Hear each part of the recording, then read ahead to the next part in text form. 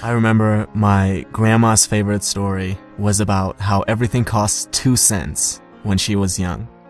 But now, everything constantly got more expensive. And it was all because of the government. These uneducated pigs didn't know how to control prices.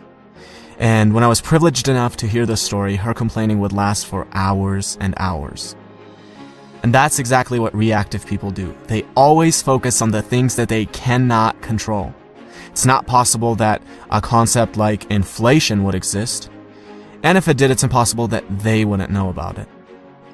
On the other hand, proactive people realize, look, even if my complaining were completely objective, it doesn't help me, so I'm going to focus on what I can control. If a proactive person owns a business where he sells a product, instead of focusing on how people these days don't appreciate good products anymore and how the government has horrible regulations, he focuses on how can I improve my product so my customers can't live without it. Do you realize how much responsibility, how much dedication, how much hard work comes along with asking that question? And what do you think our effort minimizing brain is going to pick as default? And that is exactly why most people focus on the things that they cannot control rather than focusing on the things that they can. Habit number 1 is be proactive. Now, imagine you're at a funeral, but this one's different from all the funerals you've ever been to. You're standing over the casket and you see yourself. What do you have to say about yourself? This is one of the most powerful questions you could ask. Are you doing the things in your life which are aligned with what you want to be able to say? Do you want to say that you are a good spouse? If that's the case, how does coming home and instantly being negative towards your spouse affect that? Do you want to be remembered as a person who added value to society? If that's the case, are you doing the things that will allow you to say that, or are you scared of failure and choose comfortable mediocrity instead? Almost every one of us will have to readjust how we live when we ask this question. Habit number 2 is begin with the end in mind. Now, if I were to ask you, what are the most important things to you? The most common answers I would get would be either your well-being or your relationships, your family, your spouse, your children.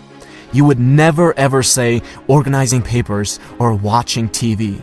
But how many of us spend more time organizing papers and watching TV than planning our nutrition and going to the gym or cultivating a healthy family environment? There's a horrible disconnect between what we say and how we actually allocate our time. Habit number 3 is put first things first. Now, imagine you're an author and I'm an author, and we both write interesting books, and we both have access to an audience of about 100,000 people. I read your book and I love it, so I decide to share it with my audience, and as a result, you now have thousands of people buying your book and reading your ideas. You see this and think, who is this guy? Let me take a look at his book. You start reading my book and think I have ideas that are valuable, so you decide to share it with your audience. And as a result, I now have thousands of people buying my book and reading my ideas. Notice how different this is from my creating a little creepy Amazon account, finding your book and leaving a bad review, hoping that this will deter a few people from buying your book, which will in turn somehow get them to buy my book. Habit number 4 is think win-win. Stop thinking of everything as a zero-sum game. For you to win, another person does not have to lose. Something I want my viewers to do is to subscribe to my channel. But you will never hear me say, well, I worked really hard, guys. I dedicated so many hours to this. Please subscribe. Look, who cares if I worked hard? Who cares if I've spent days creating this video? The real questions are, does it offer value to you? And why should you dedicate your time to subscribing when you could be doing anything else that you want? Habit number 5 is something that I try to use every single day with every interaction that I have and with every comment that I reply to, and it is this: seek first to understand, then to be understood. Now, imagine there are 2 people and a tree with 5 apples on it. They're both too short to reach the apples, but if one of them sits on the other's shoulders, he can reach all 5 of the apples. This is called synergy. The whole is greater than the sum of its parts. Now, I'll be the first one to admit that you can't achieve this with everyone, but you should always be looking for opportunities to create synergy. With every synergistic opportunity you create, you can gather many more apples than you otherwise would by yourself. Habit number 6 is synergize. A man has been trying to cut down a tree for hours, and after a while his neighbor can't take it anymore, goes over and says, "You know, if you sharpen the saw, you'll be able to cut it down faster." And the man replies, "But sharpening the saw is going to take time." Now, we might laugh at this story, but we do the same thing all the time. We can't find 30 minutes a day, 4 times a week, to go to the gym.